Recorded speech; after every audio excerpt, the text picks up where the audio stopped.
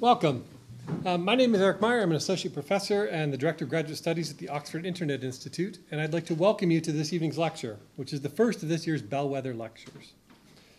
The Bellwether Lecture Series was initiated in 2013 by the Oxford Internet Institute as an opportunity to bring world-leading intellectuals to Oxford to lecture on the social implications of the Internet and its role in shaping our economic, political, and social future. The name of this series, the Bellwether Lectures, comes from an Old English word meaning, according to the Oxford English Dictionary, something that leads or indicates a trend. It originally referred to the leading sheep of a flock, called a wether, which had a bell around its neck so the flock could be detected by hearing the bell even before the flock was in sight. As with many English words, the meaning has evolved to refer not to sheep, I'm not implying you're sheep, but to people or things that suggest the direction of emerging trends, even when they remain out of sight to most of us. Thus, this series is about emerging trends and issues. Last year's inaugural series brought three distinguished speakers to the OII who all addressed issues of importance in the coming years. Professor Tim Wu from Columbia Law School spoke to us about attention sovereignty. Professor Rob Kitchen from National University of Ireland, Maynooth discussed smart cities. And Ethan Zuckerman of the Center for Civics Media at MIT spoke on the crisis in civics. Today, we're honored to host Carolyn Haythornthwaite, who is a professor at the University of British Columbia as well as director of the School of Library, Archival, and Information Studies, or the iSchool, at UBC, where she's been since 2010. Prior to taking up her post at UBC, she was a professor at the University of Illinois at Urbana-Champaign from 1996 to 2010 in the Graduate School of Library and Information Science, where she went after earning her PhD at the University of Toronto. Professor Haythornthwaite is no stranger to the United Kingdom or to Oxford. In 2009 and 2010, she gave a series of public lectures for the Leverhulme Trust in London and has spoken in Oxford on several occasions, including visits to the OII and to Nuffield College. Professor Haythornthwaite's publications on collaborative work, online social networks, e-learning, and the Internet in everyday life have been highly cited, and she has for many years been at the forefront of people undertaking serious study of the Internet. I could stand here and rattle off her many accomplishments and influential roles, but it would take up far too much of the time that we'd all rather spend listening to Carolyn talk. Instead, let me warmly welcome Carolyn Haythornthwaite, who will be speaking to us this afternoon about her work, Understanding Knowledge and Learning, and how we are witnessing a transformation in how, where, and with whom we learn. Professor Haythornthwaite. Thank you very much, Eric. Good afternoon. Well, as Eric said, it is amazing what you can learn on the Internet. In preparation for this talk, I looked on the Internet at the introductions to the previous Bellwether lectures, and of course, Google, and to find out what a bellwether was. And of course, we've already been told it is that poor castrated ram with a bell around its neck. And so this is an example in a small scale of the bellwether idea, which I hope this lecture will also be. And the other thing that showed me in there was the long ideas about different kinds of bellwether electoral districts, again, leading the way. And in good educational tradition, John Dewey tradition, I was able to tie it to my own lived experience. And there's a picture that I took of a ceramic ram many years ago at the V&A.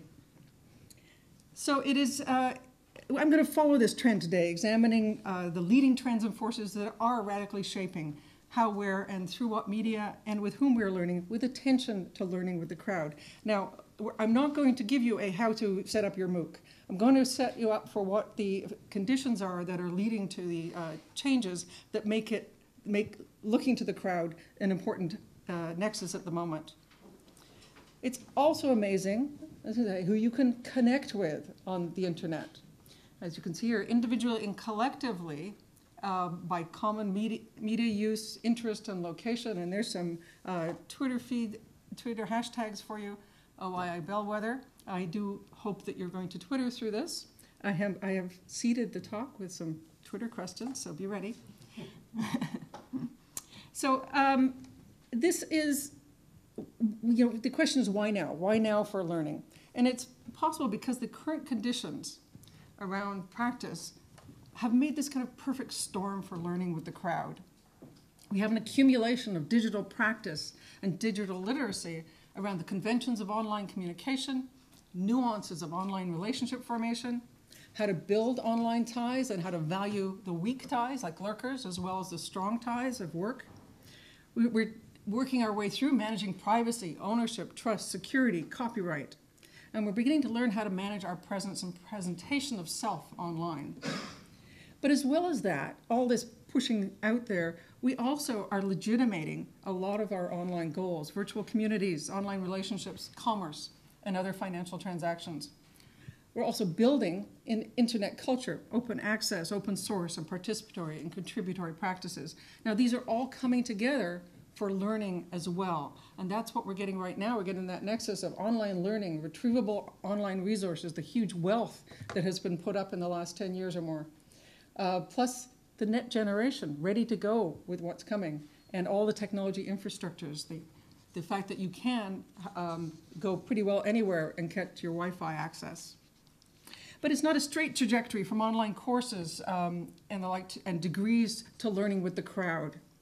So in this talk, I aim to show the complexity of conditions that come together for online learning, for crowds and communities. And I'll talk about how online interaction, participatory culture, and the extended reach of technology and internet are restructuring how, where, and with whom we learn, as well as how, where, and from whom we receive our information, how we as a collective legitimize that information and turn it into collective knowledge, and how we participate in this collective knowledge project. So I want you to walk with me through from networks and to communities to crowds. I'm going to start with how I got to this topic, starting with a run through some of my studies on networks and communities. Now, one thing to remember, when I started doing these studies, the real concern was about how to make online as real as offline. The idea was that it wasn't good enough, that online was a different kind of world that wasn't good enough. So a lot of the early work was about building those strong ties, how to build strong relationships, computer-supported cooperative work. And yet we have learned over the time that there's very much value, as I said, to the weaker ties as well.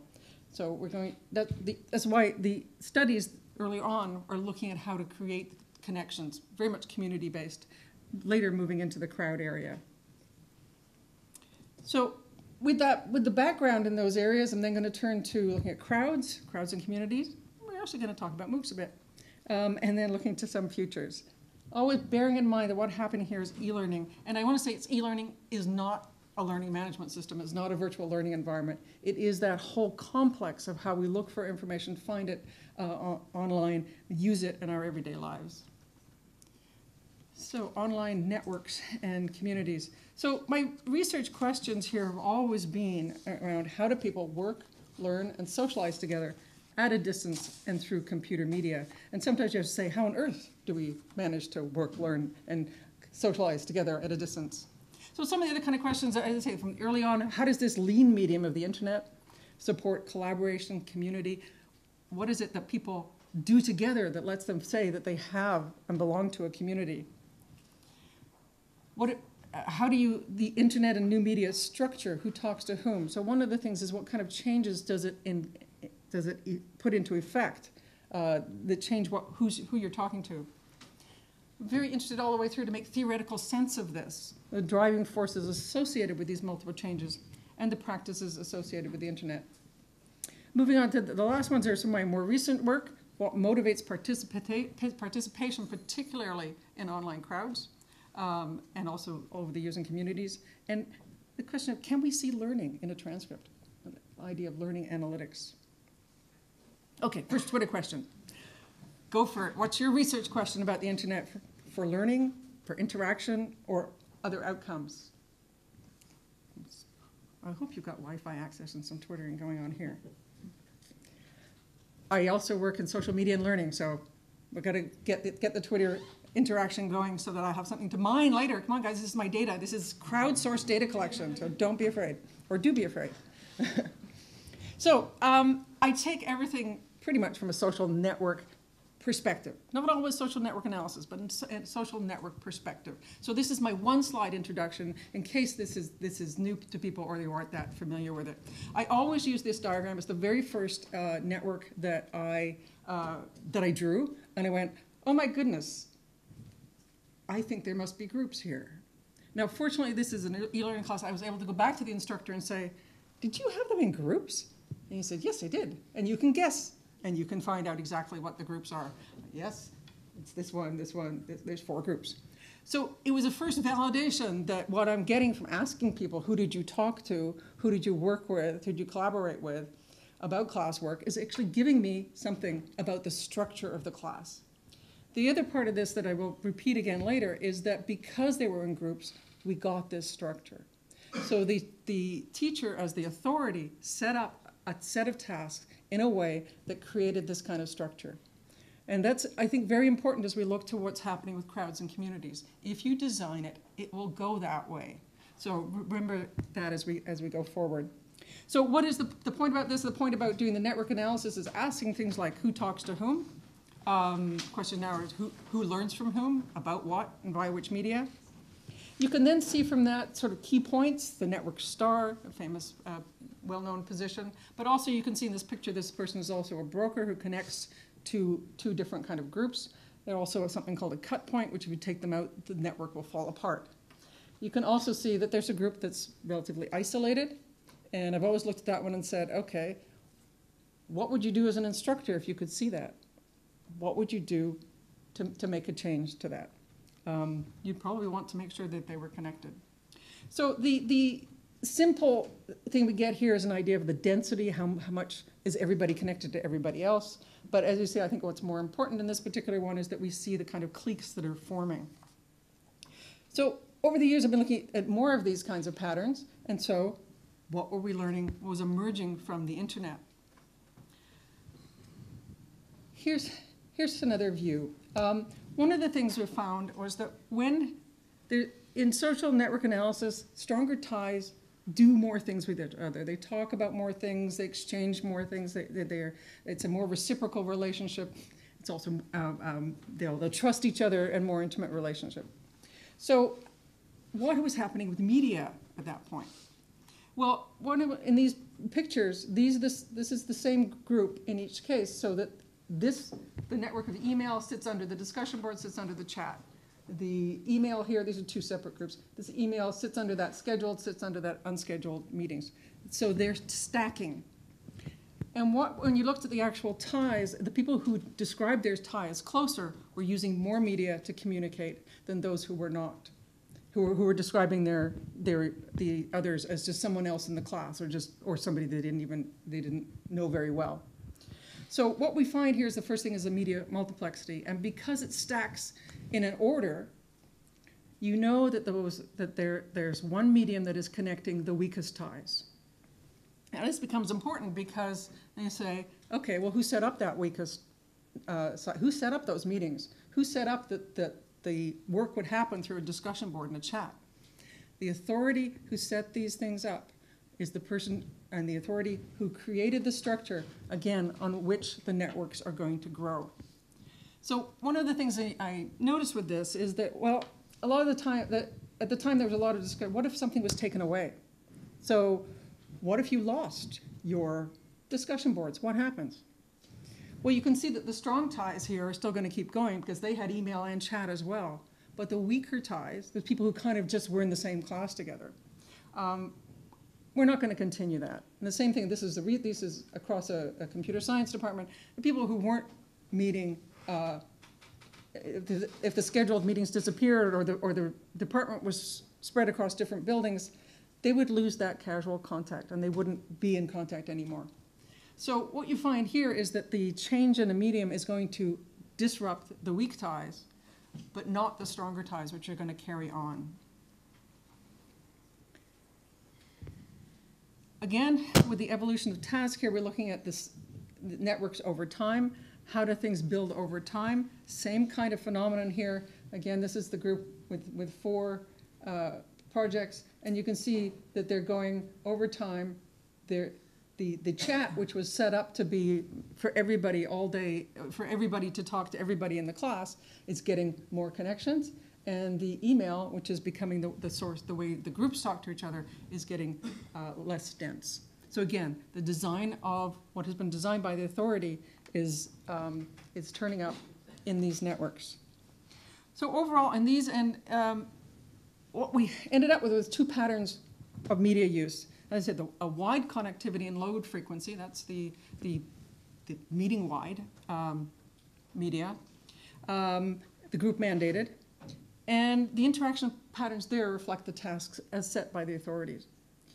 On the other hand, you have this selected connectivity with high frequency, and the interactions there reflect the needs of the participants. They're choosing which ones they're going to use, the ones they're going to add on. But as I said, they're adding them all on in a standard way, surprisingly.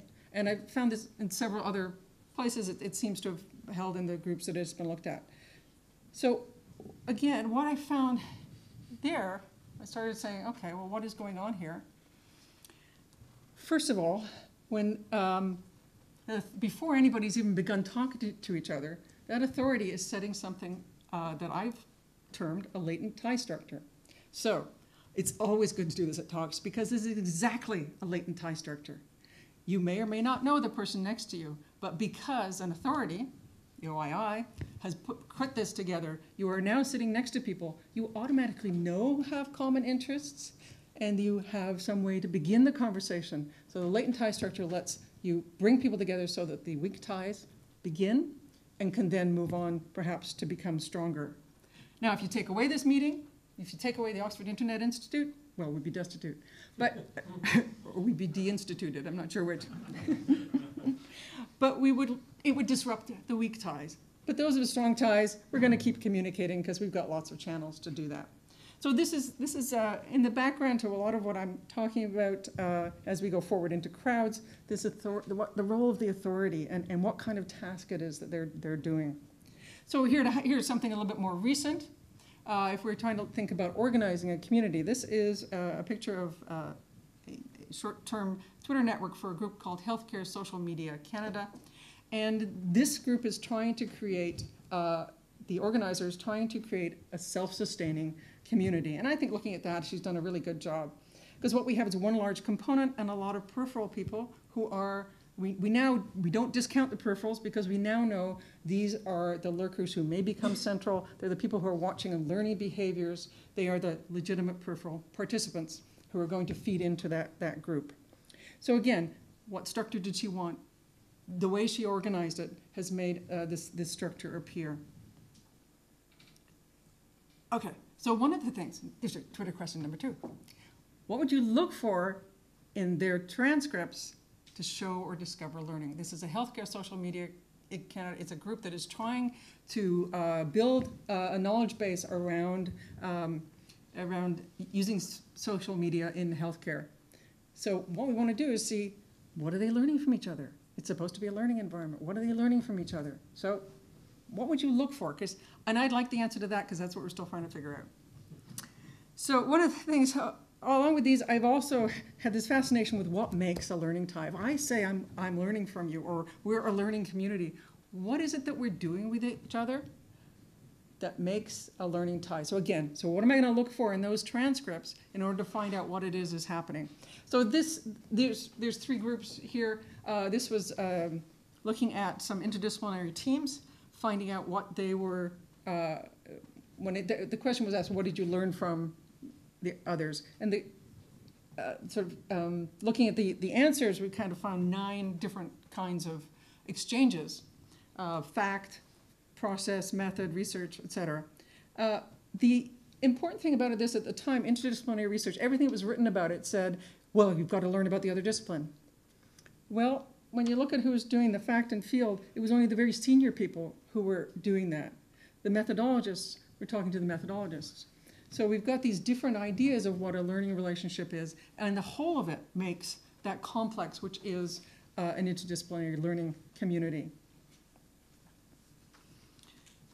So in looking further at where we're going to go with looking at learning, we're now looking at it from a network perspective. It can be that relation that connects people. I teach, you learn, I lecture, you listen, or we could learn together through Twitter. It can be a characterization of the tie to say that we have a learning relationship. It can be a characterization of the outcome, such as a learning community, a community of inquiry, a community of practice. It can be the network outcome of relations, such as the social capital or learning capital of the network, the knowledge that is held in the network because of the interactions that are happening. And it also can be something that is derived from common ambient influence. So we all hear the same news, we all hear the same gossip, we live in the same culture with the same values. There's an idea in networks about two-mode networks. So everybody who goes to the same events, even if they don't meet the other people, you now have a common knowledge because you've been to the same events. So you come to every bellwether lecture, and even if you haven't talked to the person beside you, you have a lot more in common with them because you have been to every lecture and heard the same thing. If I'm moving on to the crowds, and I don't know how well that shows there. Shows really well on my screen up here. Turn off the part of the front lights. I'll hit buttons. Well, Turn one. Hide them like full. oh, that was up. That's getting brighter. Okay, about there. Yep, that's good. Okay. So this is just an example. This is actually a network from a MOOC. This is from a MOOC of George Simmons, and looking at, again, who's tweeting or favoriting or mentioning whom in that network. So where I was doing it on the small scale, now we're ready to start doing it on a bigger scale. And as we were chatting before, I was saying, you know, we up until now, I can look at one network, and that has been taking a lot of time. But now I have the option, I have the potential to now go do network after network after network and look across networks to see if principles are holding. So while we can look in here at who learns from whom, we can look at learning patterns across networks. I mean, is there always a central hub? Or is there always some kind of formation that will come up over and over again in these different networks? So the MOOCs give us a chance to start doing a lot of data playing. But I will put the little caution here that this particular MOOC is a very open CMOOC, shall we say, connectionist MOOC, and it's over 4 different platforms. And trying to get the data to match across these platforms when you don't know, when the people are using different handles across them. So as I was talking with Daniel earlier, if you're going to do this, design it in the first place, because it's very hard to pull the data out afterwards. So it's going to be the challenge on the very open MOOCs to actually find where the open data is in order to be able to pull it together and say, this is the connection, this is the composite of all the connections. But anyway, we think it's worth playing with.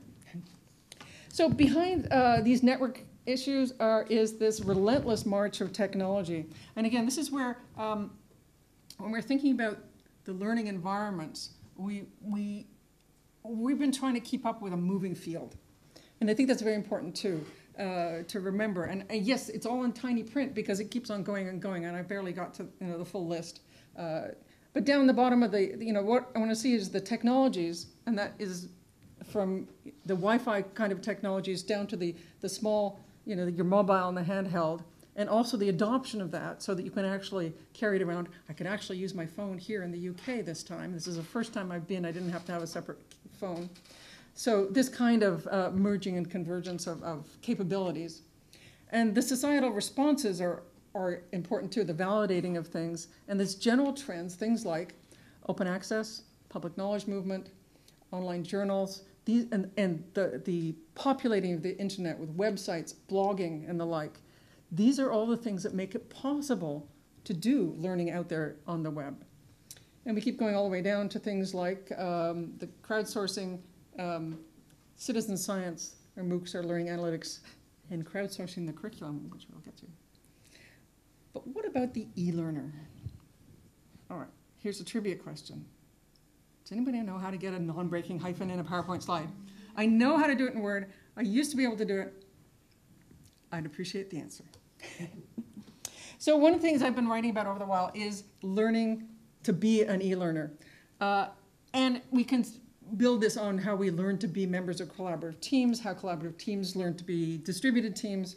But learning to be an e-learner is really quite a lot of work. And at the same time, so is also learning to be an e-teacher. But there are huge institutes that go around doing a lot of talking about how to be and how to teach online, but not very many people out there are saying, well, how do you learn online? And to look at the things that people have had to adopt and become fluent with in order to be e-learners. The first and foremost is, I think, collaborative practices. A lot of the e-learning has been collaborative to see what kind of, when there were too many people in a class, you have to hand it over to the learners to manage it among themselves, and at that point they have to learn to be collaborative with each other. They have to embrace this perpetual beta. I mean, apart from the fact that a lot of technologies fail on us all the time, when does your learning management system fail? Ours, like every often? So we have to get used to being able to manage under those conditions and embracing this perpetual beta idea that everything is constantly evolving. We have to get really good at the retrieval skills, and this is just the sort of a more formal idea of information literacy. But if we're going to go from an in-class where you can teach literacy to an out there in the world, the general e-literacy becomes much more important. We have to learn participatory practices. It means we can't just listen. So with MOOCs, there's often the idea that the information will just be going out there. But to make a community, you've got to have some conversation. So you have to participate. You can't just be out there being silent. And in fact, online, you're invisible if you're silent. The other one is the socio-technical fluency, which is really balancing the social and technical, knowing that this is not the best medium to do this. In order to do that, I've got to make an adjustment. So going way back, we know that email was causing a lot of problems in interpretation. We had to start putting in the smileys, the ha-has, etc. And we are learning over time to work across multimodalities and multimedia as well. This is what my colleague Chip Bruce has called building an airplane in the air. It's a bottom-up approach, and he was talking about building an inquiry group, a community of inquiry, and it's really, you really got to build that on the fly. And as he said, it changes the kind of questions you ask, because as you're doing that, you're asking not how do we do it, but what does it mean to that community that's being built? How does it evolve? How do members facilitate interaction? And really, what motivates them to keep staying in that environment? So along with the e-learners, we also want to talk about the more widespread idea of the organization of e-learning that shows what's happening at the university level as e-learning is getting implemented.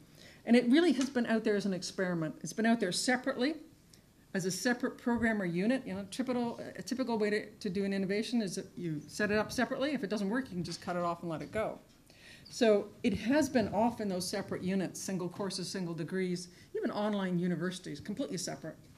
And now it's quickly becoming, if it hasn't already become, well integrated, and that there is a learning management system or a virtual learning environment in, I would say, pretty well all universities. What is not yet so well done is blended it in so that use of that, it becomes part of everyday teaching.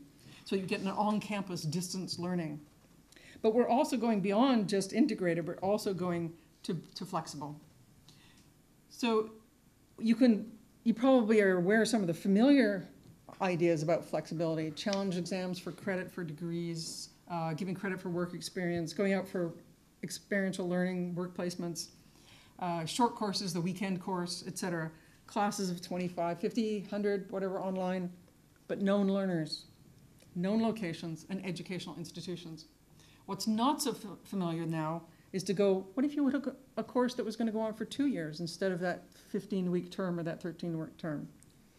What if you could do it at any length that you wanted? You can take it at your own self-paced over time. Badges, not sure we've quite figured out what to do with badges in higher education. Even the idea of not leaving, bringing in past learners. Why have a class that you are kicked out at the 13th or 15th week? You write your exams, you're never allowed to see that work again. You never had that conversation. What about keeping people in there, having it flow? It sounds a lot more like research, like adult learning. You start getting the classroom, higher education experience looking a lot more like learning out there in the wild, should we say? But And then crowds. I mean, what are you going to do with classes of 1,000 and 500 where they're unknown learners, you can't even identify them, and unknown locations? But not only is we're being swarmed because the outside is pushing in, that next generation of learners wants this. Crowdsourced information is there. The earlier where people were trying to ban laptops in their class, just co-opt, just ask them to look things up. But, you know, we were trying to ban Wikipedia. Nobody should use Wikipedia in an essay. Well, okay. Maybe not always. Sometimes we'll let it come in. And so on. The information is becoming, that information is now becoming legitimized, accepted, and part of our general learning experience.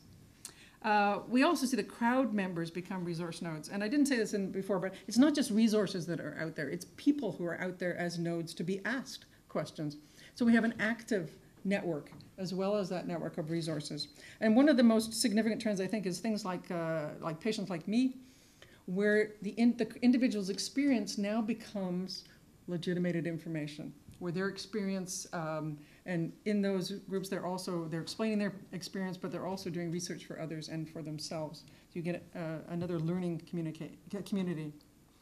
And we're validating crowd knowledge. I think citizen journalism is one of the most evident ways, as every time there is some event, we're going now immediately to see who's got the best pictures from the spot.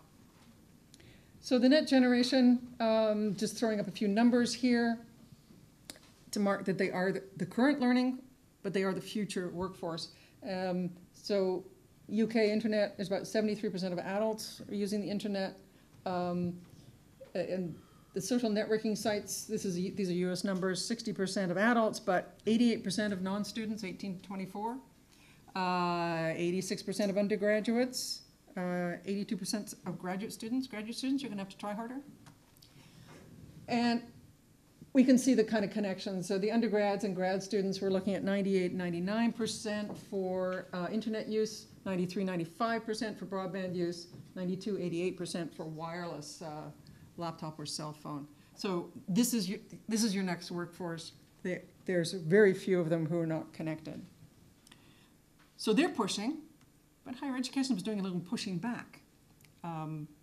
First of all, disseminating expert public knowledge with the open access and public knowledge projects. I think Creative Commons has been an incredible boost to all of us to be able to legitimate the information that's out there and understand our uses of it, and keeping our own uses of it. MOOCs are actually another pushback in this as well, saying, hey, we've got education too. We've got knowledge. We're gonna get it out to you. And they're reclaiming it as in peer-reviewed open access journals, so not just blogs. We're actually gonna peer review them and still make them open. And then the MOOC-based crowd dissemination, saying it's coming from a recognized scholar and institution rather than picking up information from anybody. So let's look a bit more at this turn to crowds. We've got crowdsourcing. I presume most people are going to know what it is, so we're going to make a very short comment here. It goes from as instrumental as the idea of letting them use your computer cycles, as in the SETI at home, up to contributions in things like iSpot, a British nature observation sharing site, and the magnifying glass there is OpenStreetMap, which I'll talk about in a minute. So there's also, there's two ways to this. There's crowdsourcing that is done because I want to put information out there.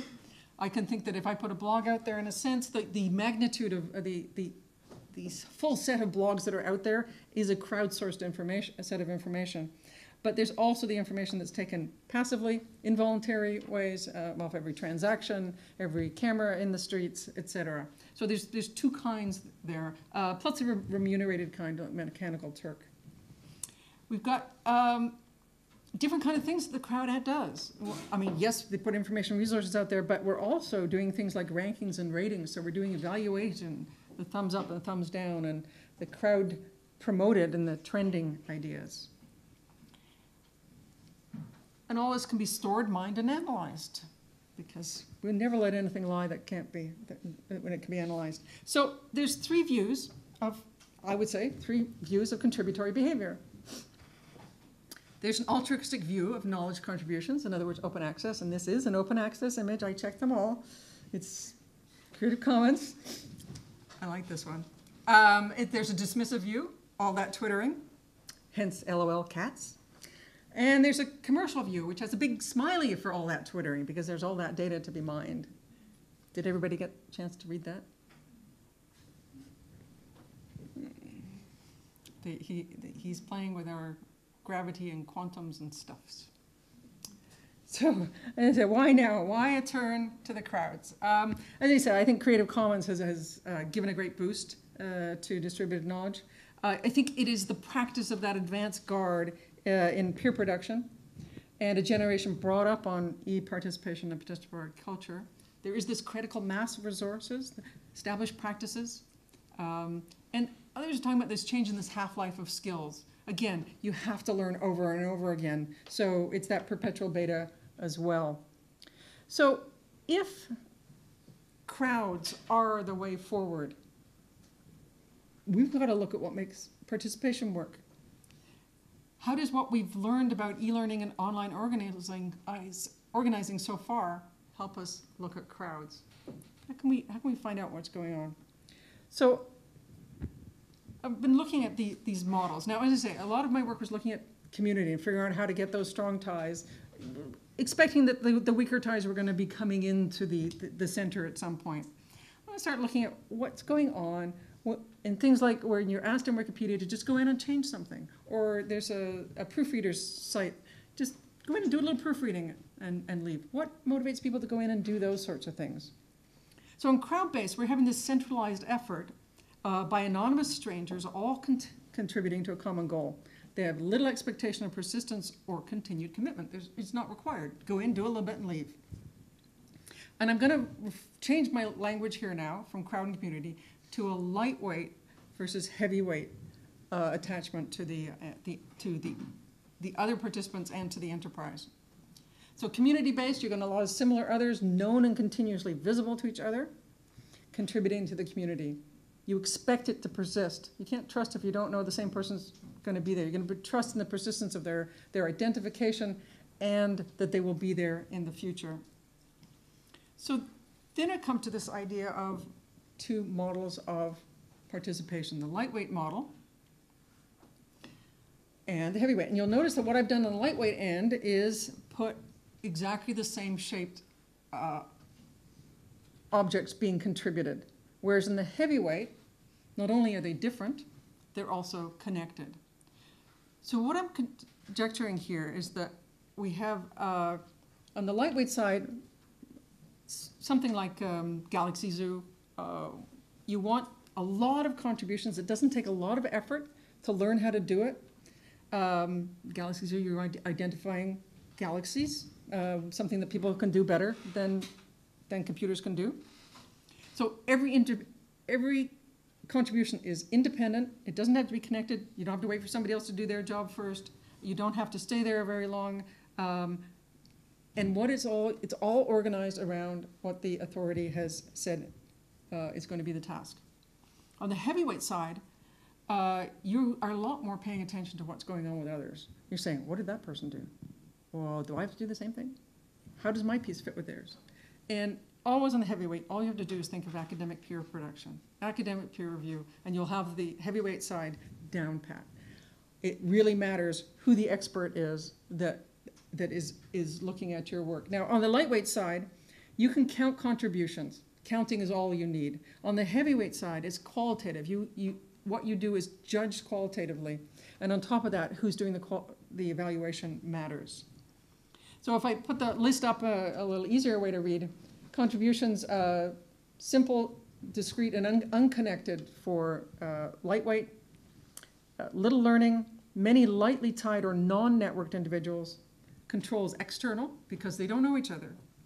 Reputation can be based on quantitative contribution. And what I'm going to show is that motivation is because they don't know each other. Motivation cannot be the other people in there. It has to be motivation by being co-oriented to the purpose of the project. And that can be to open source as well as to science, etc. But you don't know each other, so you can't be co-oriented to the group. Whereas on the heavyweight side, it's fewer connections, fewer diverse connected, everything's visible. Learning is apprenticeship, it takes time. How many years of education does it take? Many. In fact, it never stops. Contributions are fewer among heavily tied networked individuals. Control can be internal to the community. It can take over. Reputation will be qualitative, and the motivation is both to the purpose and to the group interaction. Now, I want to throw in here a caveat is that don't think of those as a particular site. What those are ways people participate. So individuals in any one of those can participate in different ways. And that's why we see community emerging out of very lightweight participatory models. So that's, again, what comes in mind when we're thinking about learning with the crowd. If you're designing for crowd and yet suddenly community pops up, it doesn't invalidate your design for crowd. What it does is that people are adding on top in their own way to get the community aspect. So any particular individual may participate in any venture in a lightweight or heavyweight. So I can go in and change it a little bit in Wikipedia, or I can spend time arguing on the talk pages. Same thing with the particular projects. Any of them can be designed in the same way, with from the distributed computing to academia. They're still going to have some of each kind of participation. They're both lightweight and heavyweight. So is it all talk? Well, we looked at OpenStreetMap. Nama Budathoki did a major survey of motivation to contribute to OpenStreetMap, which is, as you can tell, it's an open, voluntary geographic information system. And what we did together was compare the people who just do some occasional dropping in and mapping to those who were what we call serious mappers, the ones who did a lot of mapping, and not. We take out the huge uploads. So the people who are actually casual mappers and serious mappers. And in the motivations for casual mappers, yeah, they're pretty much co-oriented to the overall goals of open source projects and mapping in general. So they had motivated by free anti-corporate sentiment, such things as it's important to help others by providing digital maps that are available for free. Digital map data should be available for free only for non-commercial applications. And it was like that. The serious mappers are significantly more co-oriented to the community and the community goals. OSM community is important to me. I want to be recognized, recognized visibility or reward as an active OSM contributor. Gaining new perspectives, they wanted to learn, they wanted to fill in gaps, they felt a responsibility for doing these kinds of things. So they were significantly motivated by all kinds of items loading on factors relating to how they felt about local knowledge, about learning, and monetary reward, with the caveat that monetary reward was a very low motivator altogether.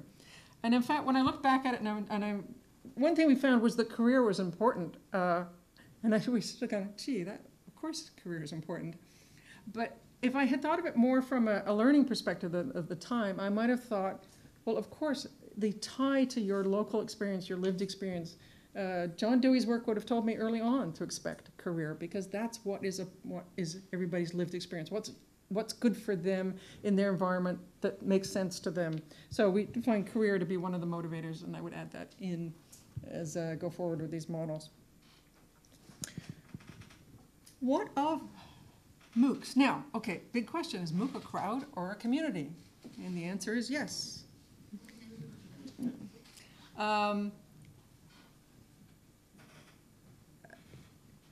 What are they? They are an emerging e-learning technology, obviously. And ideally, those of us who've been working in this area for a long time certainly hope that they will build on the work that we've done here. I thought maybe that Nicole Ellison talks about profile as promise on dating sites, and I thought maybe with MOOCs it should sort of be syllabus as promise of what was going to be there. And I hope you noticed that I put the little Canadian hat trick up there, Cormier, and Siemens and Downs. We got, some moose ears there. But there are various distinct types of MOOCs emerging. So in a sense, I think they're finding their landscape. Not all MOOCs are created equal. The CMOOCs for connectivism are the first, and that's George Simmons and Stephen Downs. it's very much oriented to a network with the promise of a learning community. It's open, online, multimodal, multimedia. The ex-MOOCs are the big attention getters.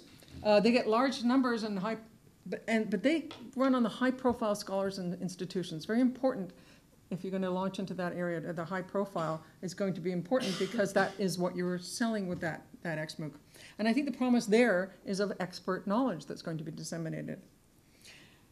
Now I've got another category here because Drew Pollan and I have been working on papers called Crowdsourcing the Curriculum. And where does crowdsourcing the curriculum fit in here? So I called it an unMOOC. I was going to call it a MOOL, M-O-U-L-E, but I went for unMOOC instead. So un as an unconference, which I've lost an N there.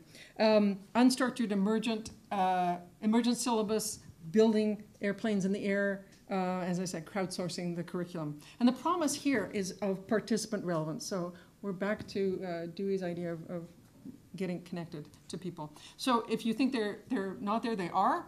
In the last week or so, we've all found that we have to call our MOOCs now connected courses.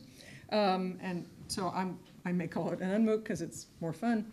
But this is ripped from the headlines from the connected courses. So there it is. It's an unMOOC. Open to forum for courses participants. What's it about? Dunno. It's up to you. It is up to you. So this is a really wide open area. So it's great. It's pioneering spirit. It's still where we're going. You need to bring that kind of attitude. So there's your Twitter question. So if you crowdsource the curriculum, who owns it? This is actually a question that is going to be important on the institutional level. If we do all this, who owns it? And one of the interesting things is that if you have an incredibly good, productive discussion online that generates some fantastic idea, who owns it? Well, we're just going to have to leave that one hanging or let it go on Twitter because we don't know yet who owns it, who can take it again. So what are the structures? So let's see if those crowd and community design structures fit the MOOC. So the CMOOC is intentionally community organized. It is intending to have a participatory reflective learning network where people work with each other within the group. So it really requires that contribution and attention within the learning community. And I think this form will succeed where engagement emerges. The ex-MOOC crowd organized. It's a resource node in some sense. It has no prerequisite for to join. You can drop in or out as you desire. The learning is authority-led. It's structured. And it's predicated on the reputation of the scholar. And I think this is going to succeed where tasks and learning match the incoming learners. But you notice that you've already got a problem here because you've invited absolutely everybody. So how are you going to give a course that appeals to absolutely everybody? So I think that's where these MOOCs, again, as I said, these same overlapping curves, not everybody's going to be able to, not every ex-MOOC is probably going to have a CMOOC that emerges. And then we have the unMOOC. This is really you've got to bring a lot to the table, and this is going to be really quite different. The real pioneering mentality that was the frontier of the internet at one point. It requires expert learning processes. It leads you to be able to be a self-directed learner, but in that context, self-directing how to create a knowledge-building environment. And I think they'll succeed when they draw on what we have learned from online interaction. And knowing some of the people in that particular connected courses, I'm sure that they are drawing on all that. And also knowing about knowledge building. The work of Scardamelli and Berreiter a number of years ago, looking up, which is worth looking at for what it is about knowledge building rather than teaching and learning. So let me just to finish up here with a little bit on futures. Well, here's the question. It could be another Twitter one. What do you do with 1 million learners and 1 billion contributions? Well, you have a lot of data. So I think we're going to see there's more applications of learning analytics both for the crowd and about the crowd. So one of the things is to feed back to the instructors, to the participants, what does your crowd look like? Those are the kind of diagrams that we were seeing earlier. you want to see those to know what the structure of your environment is. It's feeding it back about it. And once you get multiple of those, you can then say, okay, what's happening across multiple instances of these? So then we can use online interaction itself as crowdsourced data on learning habits and successes and trajectories. So it can show how participants begin to work in the environment, but also how they begin to learn and all the stages of learning as you go forward. You can also see how one person's doing, yourself perhaps, in comparison to others. And I think there's some systems that already do a little bit of that as already, but not in the crowd area. The 1 million learners and 1 billion contributions, well, that's an awful lot. You're not going to have a single grader. So that's where we start getting into back to the crowdsourcing, the curriculum crowdsourcing the participants as graders and evaluators who do the judgments. And there's new ways coming out to do that. And human-machine alliances as well. So you can do some grading that starts with being done automatically, and then you add on the human interpretation afterwards. And there's more in that to come. Well, I just have, I think, only one summary slide. And let me leave that with you here. The learning with the crowd is also, because I put a question mark after learning the crowd, and I had to figure out, why did I put a question mark? Well, maybe it's because it is also. It's not just learning with the crowd, it's learning with the community, and it's learning yourself how to be a learner, an e-learner. It is, as I said, I think it's a major transformation in all this and how, where, when, and with whom we learn. We're starting a new disruptive phase with the MOOCs, and it can happen because of this perfect storm of technical and social conditions. I think we can expect more learning with the crowd and knowledge building with the community. We can expect more crowdsourcing the curriculum. We can expect a lot more questions about who owns the curriculum, and we can expect more analytics and human-machine alliances and learning about learning with the crowd. So I'm going to leave you with one future final Twitter question and time to crowdsource some of your questions.